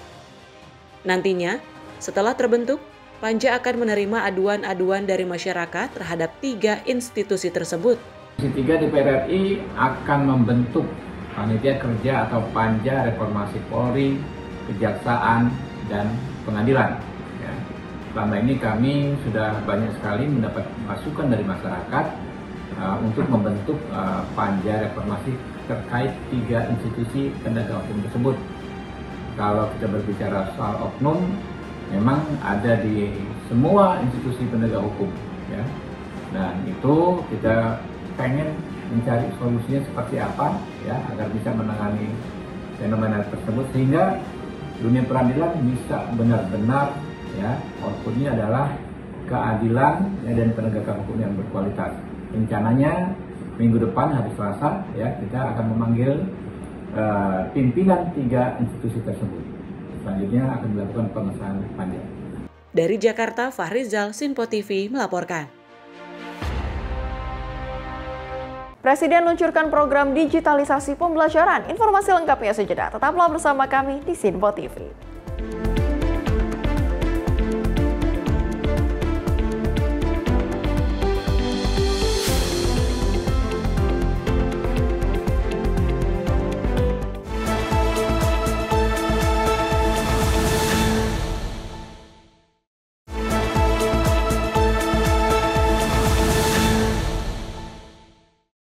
Terima kasih pemirsa, Anda masih bersama kami di Menyapa Indonesia Pagi. Kita lanjutkan kembali dari agenda Presiden Prabowo Subianto yang meluncurkan program digitalisasi pembelajaran untuk Indonesia Cerdas di SMPN 4 Bekasi. Dalam kegiatan tersebut, Presiden juga meresmikan penggunaan papan interaktif digital atau Interactive Flat Panel sebagai sarana belajar baru untuk sekolah di seluruh Indonesia.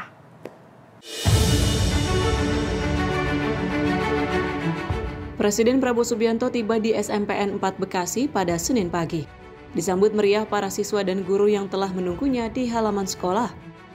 Sebelum meresmikan program digitalisasi pembelajaran, Prabowo bersama Mendikdasmen meninjau sejumlah kelas yang sedang melakukan proses belajar mengajar. Sesudah peninjauan, Presiden menuju ruang acara untuk melakukan peluncuran program digitalisasi pendidikan serta peresmian penggunaan papan interaktif digital atau PID. Dalam sambutannya, Prabowo menegaskan bahwa pendidikan adalah kunci kebangkitan bangsa. Menurutnya, penerapan teknologi, sains, dan ilmu pengetahuan merupakan syarat menuju kemajuan dan kemakmuran Indonesia.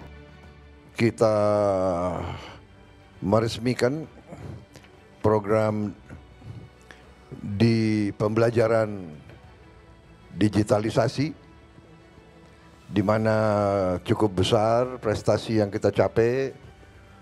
Sudah 75% dari semua sekolah di seluruh Indonesia sudah menerima panel interaktif dan alhamdulillah panel ini kita harapkan untuk bisa membantu semua siswa di seluruh Indonesia untuk belajar lebih baik, belajar lebih semangat, belajar lebih cepat, punya akses kepada semua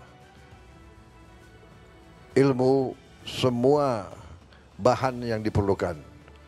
Jadi ini saya kira baru awal. Dengan kehadiran sarana pembelajaran digital ini, pemerintah berharap kualitas pengajaran di Indonesia dapat meningkat dan memberikan akses teknologi yang adil bagi seluruh siswa.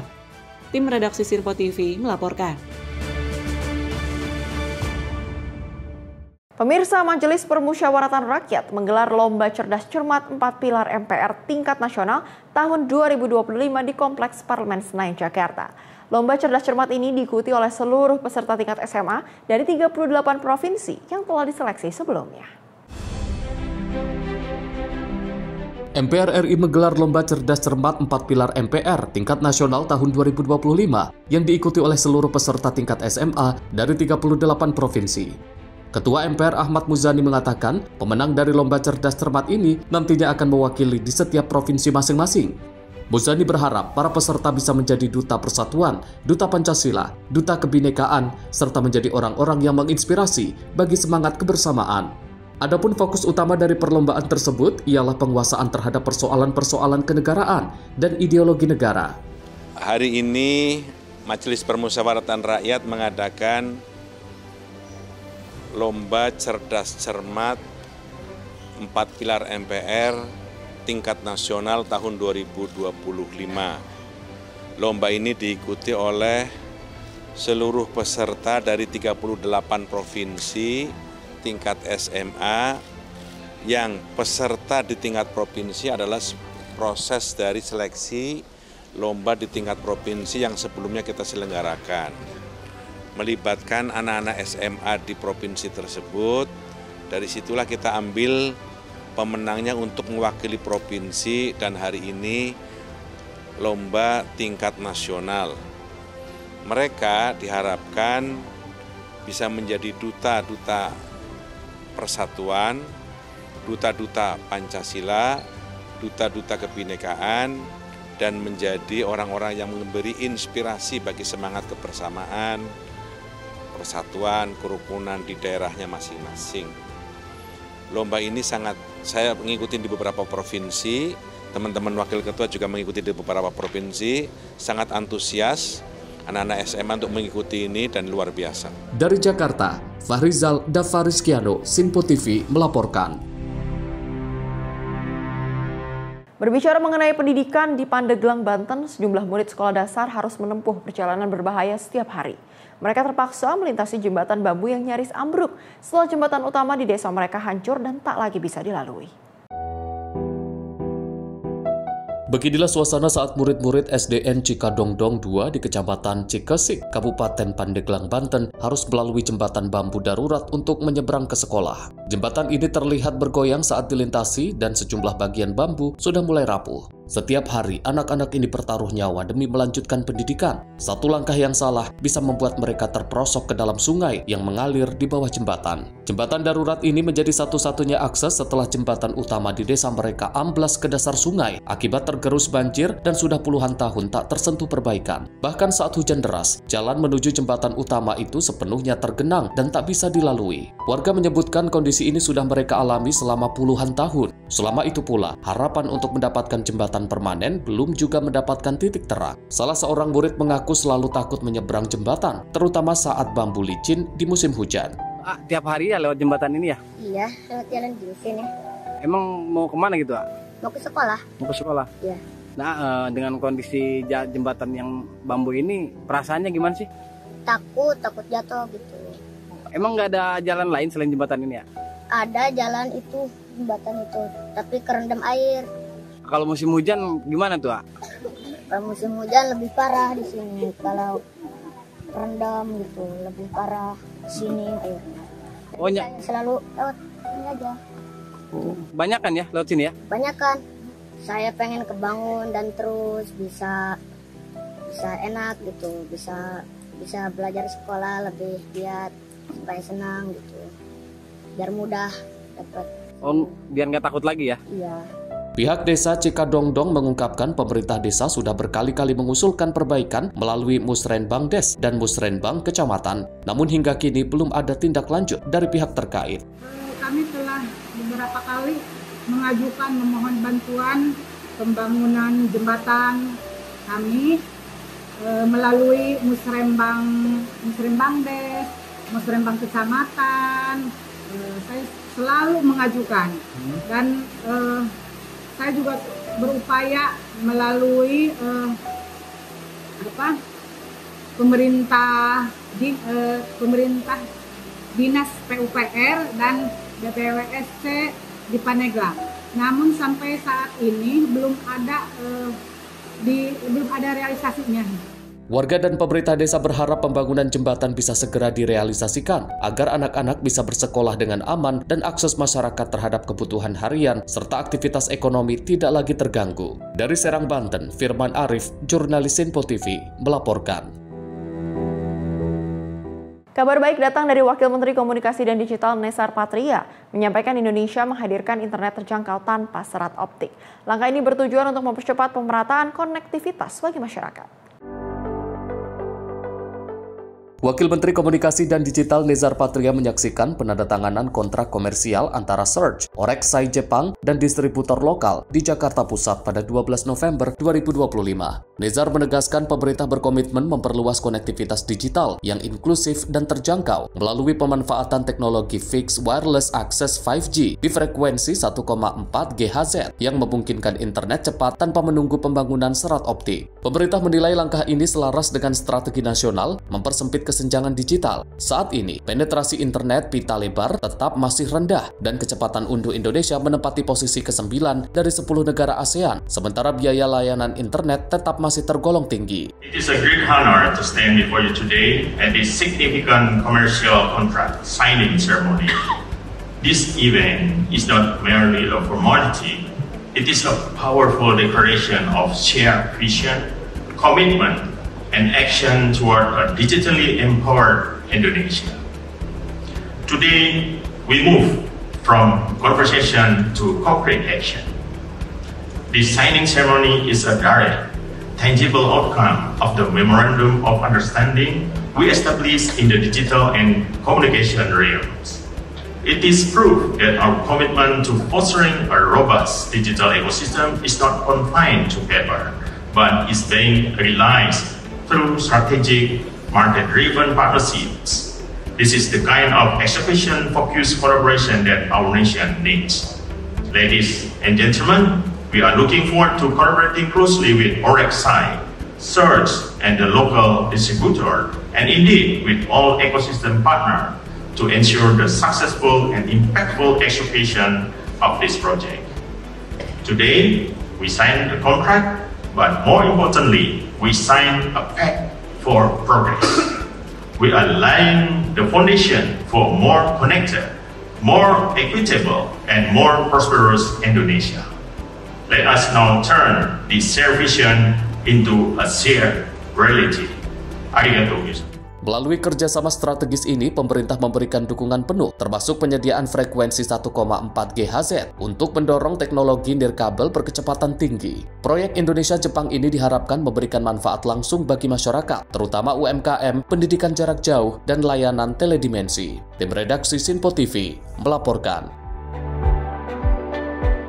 Hidangan makan bergizi gratis atau MBG menjadi motivasi utama untuk para siswa hadir dan belajar di sekolah. Fakta mengharukan terungkap dari kesaksian sejumlah guru di sekolah dasar di Kota Tambolaka, Sumatera Barat Daya, Nusa Tenggara Timur. Siswa tetap datang meskipun sedang kurang sehat.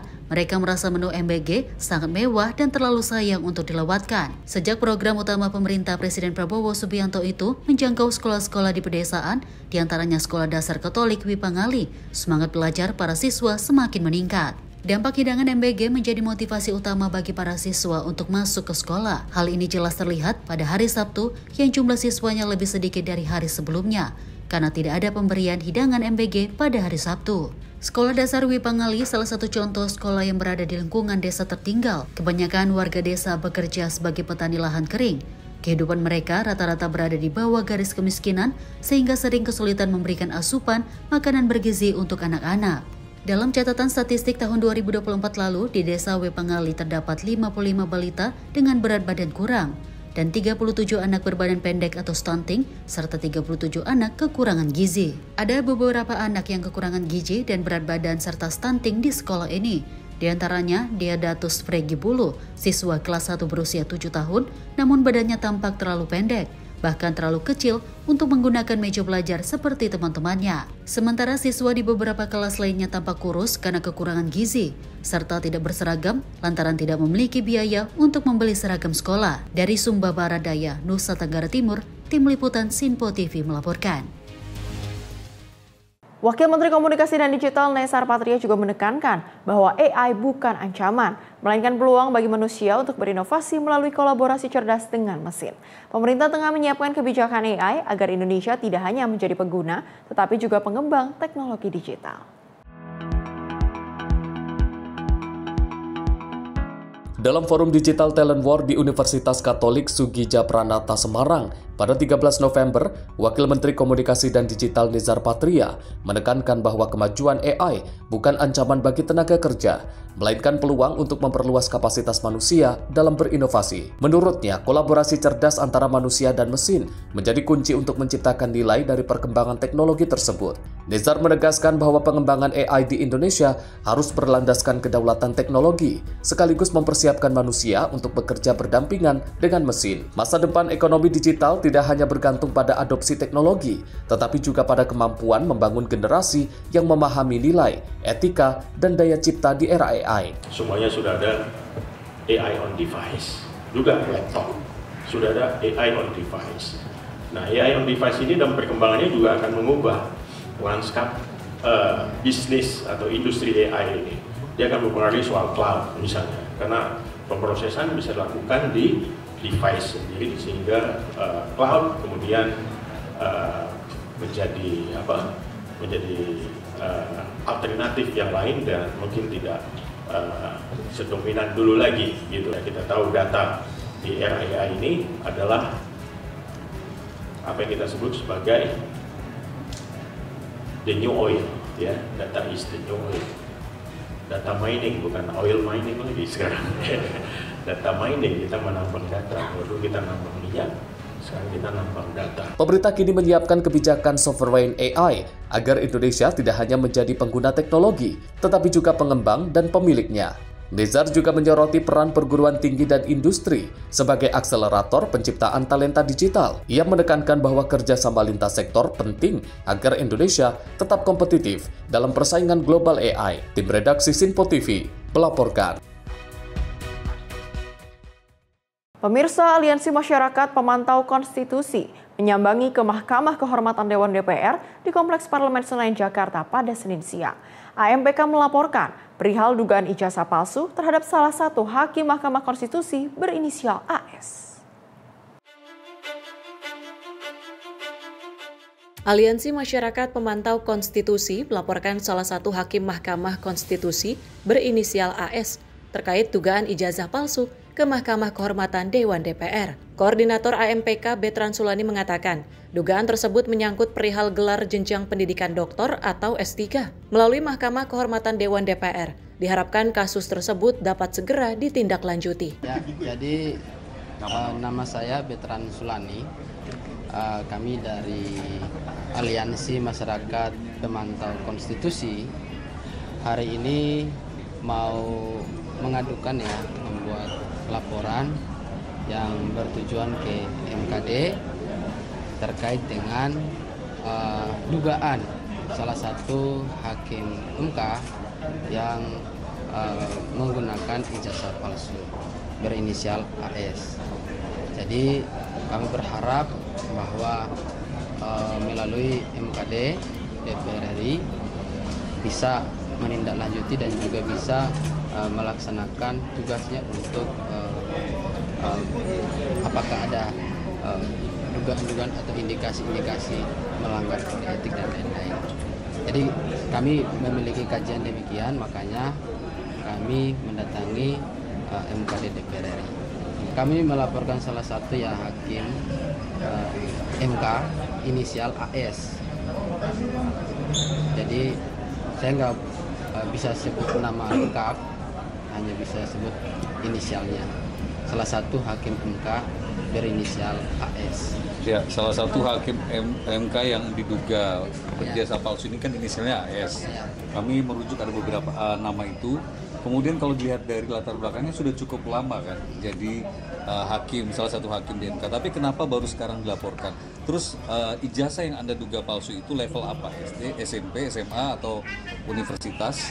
Dan diduga palsunya indikasinya apa? Nah, jadi kami mendapatkan informasi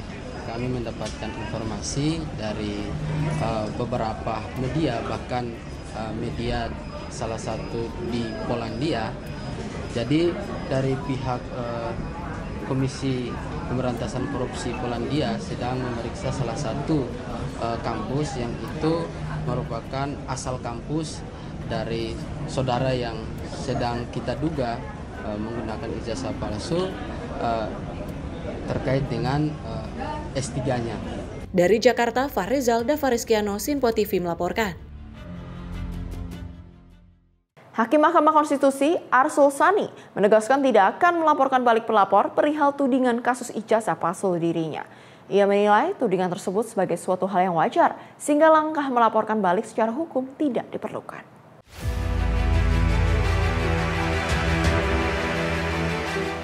Hakim Konstitusi Arsul Sani memastikan pelapor tudingan kasus ijazah hakim palsu yang ditujukan kepada Barreskrim Polri tidak akan diperpanjang secara hukum. Arsul menyoroti mekanisme melaporkan balik tidak diperlukan, mengingat hal tersebut sewajarnya terjadi sebagai seorang hakim. Diketahui memang tudingan ini muncul pada 14 November lalu, di mana salah satu anggota Aliansi Masyarakat Pemerhati Konstitusi melaporkan ijazah doktoral hakim konstitusi tersebut palsu. Adapun secara putusan hukum, Mahkamah Konstitusi tidak dapat melaporkan masyarakat dengan tuduhan adanya pencemaran nama baik. Dirinya mengungkapkan gelar strata 3 yang dimiliki melalui sepak terjang yang naik turun, mengingat kesibukan dirinya sebagai seorang legislator pada tahun 2014, sehingga gelar doktornya terselesaikan pada tahun 2023. Saya juga tidak kenal dengan, saya anggap adik-adik saya lah atau anak-anak saya yang melakukan pelaporan itu. Ya, saya kok merasanya begini, Mas.